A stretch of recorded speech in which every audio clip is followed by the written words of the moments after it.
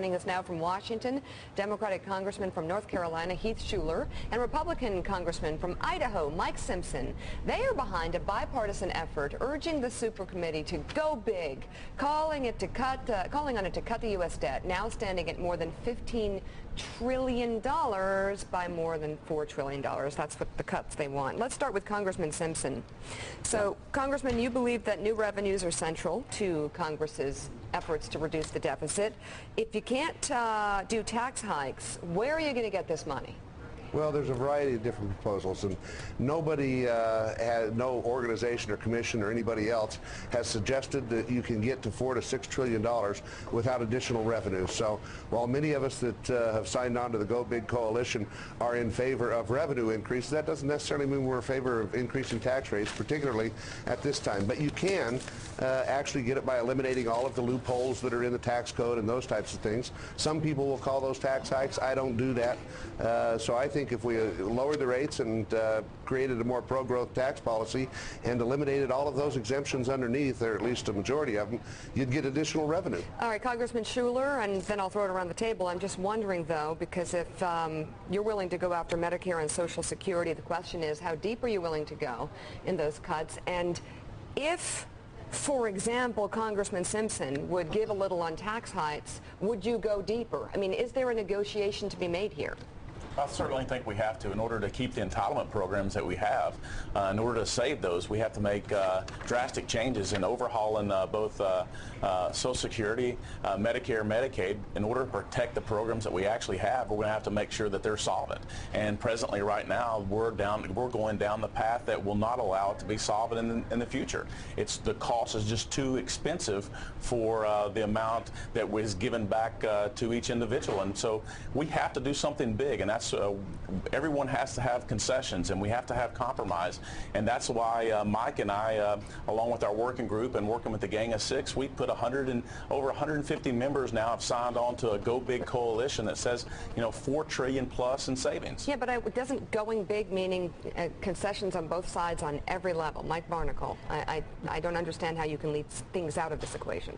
Well, that's a good point. But Congressman Simpson, listening to you and Congressman Shuler and any number of public officials who have appeared here over the last year talking about exactly this situation, right, wouldn't we all have just been better off as a country and you people as a Congress if we had just bitten the bullet and gone with the bold Simpson recommendations, Alan Simpson's recommendations, nearly 2 years ago now? Yeah, I certainly wish that would have been recommended to Congress. And to tell you the truth, in just my conversations with people, I think if you put that on the floor, it probably passes. I can't say that for sure, but I think it probably does.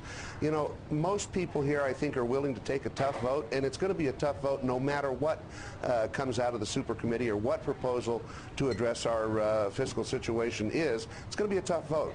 I just want a tough vote to mean something. Yeah. And $1.2 trillion doesn't get us down the road. That's why you have to go bigger. And was said yesterday in our press conference by one of the members is that it's actually easier to go big than it is to go small. Because when you're looking at $1.2 trillion, everybody's trying to protect the areas that they don't want to go to, like either rate increases or something like that. But if you go big, everything has to be on the table. I'm going to get to John Meacham now. It's a great line to go big. I think it has to be done, but I'm not even sure these two gentlemen agree on what to do. So no, we actually do agree. I mean, Mika, we've been working in a group in the House in a bipartisan way, now in a bicameral way. We actually do agree. I mean, it would have been great if this would have already been solved the first day that we'd have had the opportunity. If we'd have been on the super committee, we would have joined forces together to get something done. And so I do believe that revenue has to be on the table, and I agree, and we have to have entitlement reform on the table. It has to be a part of the equation. Okay. Excuse me, John, Congressman Shuler, off of what you've been talking about here this morning, Tom Coburn, Senator Coburn from Oklahoma, is a cranky, honest conservative. I think we can all agree on that. And a dear friend. Yeah, okay. So he has been working on this report that he's just issued, Subsidies of the Rich and Famous. And included in the report, he points out that the annual average of payments and tax breaks to the rich in this country, people making over $1 million a year, amounts to $30 billion a year, and that includes their ability to write off gambling debts, something that people in your districts don't get to do a lot of because they probably don't gamble as much as the rich do. But so you certainly get a sense where people are coming from when they say there's something really wrong with the tax code in this country. So give us 2 or 3 points that you think you can both agree on to at least achieve some pathway toward fairness in taxes. Well, I think the most important thing is the loopholes. The loopholes that Tom has presented and brought forward. Tom has, people have gotten mad at Tom, but he speaks the truth, and that's what we're trying to do, is speak the truth. I mean, we can look at the loopholes within the business and the corporations. We can look at the deductions that has been unfair to a lot of people based upon their control and power here in Washington. There's been too many. We've picked winners and losers far too often in Washington. It's ready to start with a clean slate. Well, honestly, what we need to do is use the tax code to raise the necessary revenue to fund the government and quit trying to direct social policy with our tax code, which is what we do now. If the government says we like what you're going to do, we'll give you a tax break for it. If we don't want you to do this, we'll penalize you for it. We need to start using it to collect the revenue in the most fair and efficient way possible. All right, Michael Steele? Yeah, real quick, you're absolutely right. 2 years ago, we could have had Simpson Bowles, but the president dropped that like a hot potato, so that's not even in play now. You're less than a week away.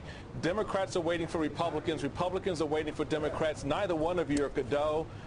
Are you going to get this done next week? We're at this precipice again. Or are we just going to watch this thing sort of heave itself to some solution that doesn't solve the problem?